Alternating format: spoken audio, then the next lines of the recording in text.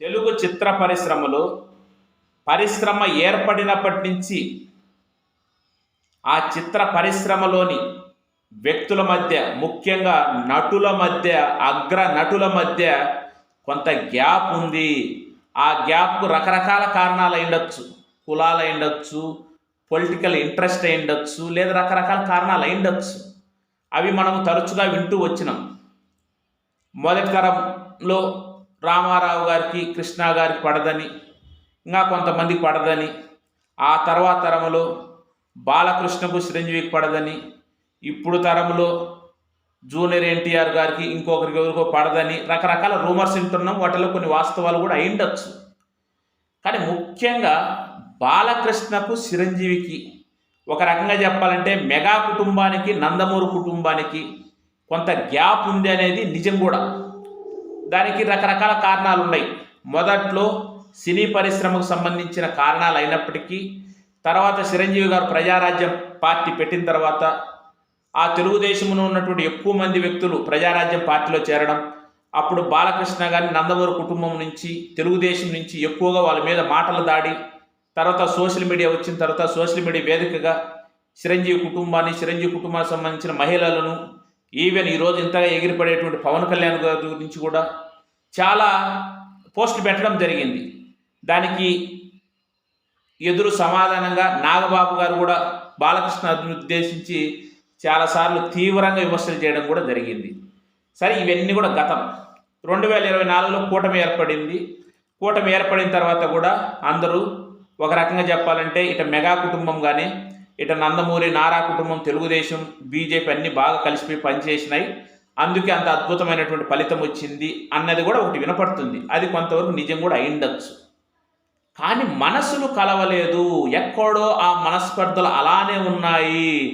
Mega కుటుంబానికి, నందమూరి కుటుంబానికి, చిరంజీవికి, బాలకృష్ణకు అని మనకు అర్థమవుతుంది.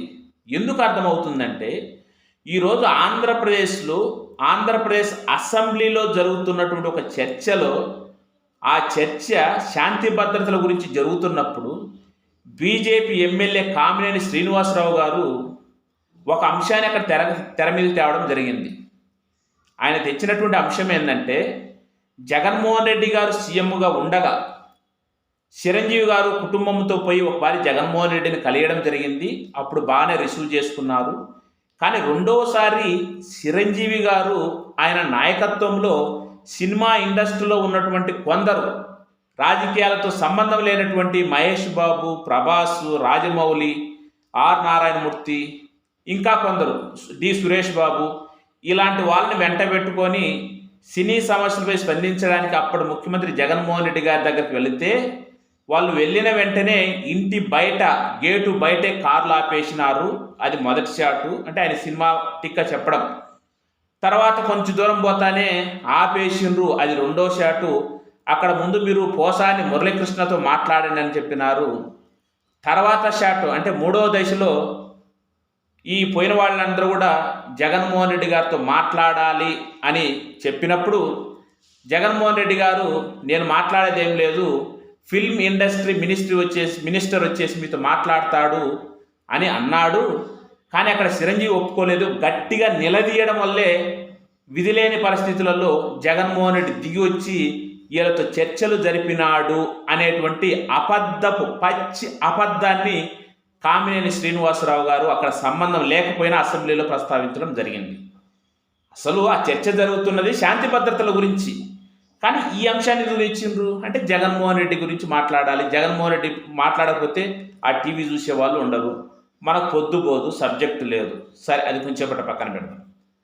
దానికి అదే అసెంబ్లీలో మరి దానికి ఎందుకు సమాధానం చెప్పాలనే ఆలోచన వచ్చిందో బాలకృష్ణకు మనకు తెలియదు. కానీ బాలకృష్ణ లేచి కామినేని శ్రీనివాసరావు అబద్ధం చెప్తున్నాడు, ఆ సైకోగాన్ని అంటే జగన్మోహన్ రెడ్డి గారిని ఉద్దేశించి కలవడానికి ఆ రోజు ఎవరు నిలదీయలేదు, ఎవరో నిలదీయడం వల్ల అక్కడ చర్చలు జరగలేదనేటువంటి మాట అనడం జరిగింది. అంటే కామినేని శ్రీనివాసరావు గారు ఏమన్నారు, జగన్మోహన్ రెడ్డి వీళ్ళందరినీ ఆహ్వానించిన తర్వాత కలవడానికి ఇష్టపడకపోయినా చిరంజీవి గారు నిలదీసిండ్రు కాబట్టి, గట్టిగా అడిగిండు కాబట్టే జగన్మోహన్ రెడ్డి దిగొచ్చి వాళ్ళతో మాట్లాడినాడు, చర్చలు జరిపినాడు అని కామినేని శ్రీనివాసరావు గారు అనడం జరిగింది. అంటే బాలకృష్ణకి ఎట్ట అర్థమైంది అది? కామినేని శ్రీనివాసరావు చిరంజీవిని పొగుడుతున్నాడు, సీఎం లాంటి వ్యక్తే చిరంజీవి గట్టిగా నిలబడడం వల్ల, మాట్లాడడం వల్ల దిగొచ్చి మాట్లాడినాడని బాలకృష్ణ అర్థం చేసుకొని బాలకృష్ణ అలాంటిదేం లేదు అని అనడం జరిగింది. అది అనడమే కాకుండా ఈ కూటమి ప్రభుత్వం అధికారంలోకి వచ్చిన తర్వాత ఫిల్మ్ డెవలప్మెంట్కి సంబంధించిన ఒక ఇన్విటేషన్ నాకు వచ్చింది.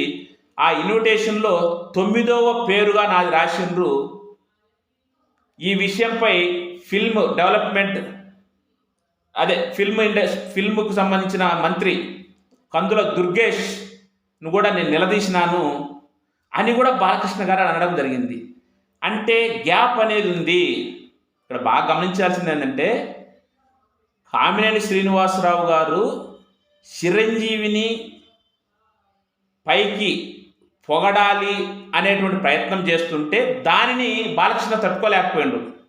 అంటే బాలకృష్ణ ఆయన ఏమర్థం చేసుకున్నాడంటే, అర్థం చేసుకోవడం కాదు, ఆయనకు ఉన్నటువంటి ఒక మనస్పర్ధ లేదా ఒక ఇది అనేది, ముఖ్యమంత్రి లాంటి వ్యక్తినే చిరంజీవి నిలదీసినాడంటే అలాంటిది ఏం లేదని బాలకృష్ణ చెప్పడం ఒకటైతే, ఇక్కడ తన పేరు 9వ స్థానంలో ఉండడానికి కూడా కారణం చిరంజీవే అనేది బాలకృష్ణకు అర్థమైనట్టుంది. అంటే గ్యాప్ అనేది ఉంది, అది పూరించలేని గ్యాప్ ఉంది, అసెంబ్లీ సాక్షిగా బయటపడింది. సరే, దీని మీద మళ్ళీ ఎలాంటి టర్నులు తీసుకుంటూ మనకు అవసరం లేదు. కానీ వాస్తవంగా కామినేని శ్రీనివాసరావు గారు మాట్లాడిన దానికి బాలకృష్ణ కౌంటర్ ఇవ్వాల్సిన అవసరం కూడా లేదనుకుంటా నాకు తెలిసినంత వరకు. ఎందుకంటే ఆ సినిమా పరిశ్రమకు సంబంధించిన మంత్రి కందుల దుర్గేష్ ఉండడు. ఒకవేళ ఏదైనా మాట్లాడాలన్నా లేదు ఇంకా ఏదైనా ఉండాలన్నా సరే, ఒకవేళ బాలకృష్ణ మాట్లాడిండొచ్చు.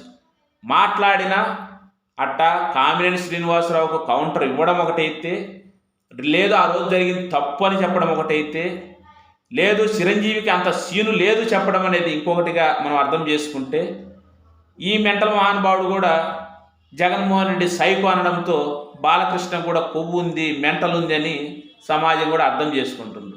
మొత్తానికైతే అసెంబ్లీలో ప్రజలు మిమ్మల్ని గెలిపిస్తే సంబంధం లేని అంశాన్ని చర్చగా తెచ్చి ఎవడు మెంటలోడో, ఎవడు కొవ్వు ఉన్నోడో, ఎవడు అబద్ధాలు ఆడుతుండో తెలియలేనటువంటి ఒక స్థితిలోకి ఈ సమాజాన్ని నెట్టేసిండ్రు.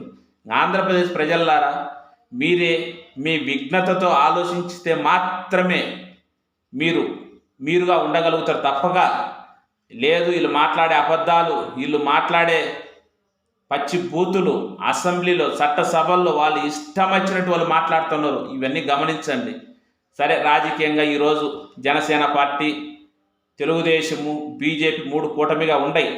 వాస్తవంగా ఇటువైపు బాలకృష్ణ తీసుకుంటే ఎన్టీఆర్ వారసుడిగా, ప్రస్తుతం సీఎంకు వియంకుడిగా, ఒక రకంగా చెప్పాలంటే తెలుగుదేశం మాదే, మా వంశందే అని లోపల ఆయనకు ఉన్నా దాన్ని ఏం చేయలేకపోయినా, ఇటువైపు చిరంజీవి జనసేనకు అధ్యక్షుడు, పవన్ కళ్యాణ్ గారి యొక్క సోదరుడు, ఇంటికి మెగా కుటుంబానికి పెద్దోడైనా రాజకీయంగా కలియడం వల్ల కొంత ఇద్దరు కూడా లబ్ధి పొందినాయి 2 కుటుంబాలు రాజకీయంగా. అయినప్పటికీ ఆ గ్యాప్ అలానే ఉంది. చూద్దాం దీని మీద ఎవరు ఎట్లా మాట్లాడతారు, ఎవరు ఎలా విశ్లేషిస్తారో, అదంతా ఏం లేదంటారో చూద్దాం.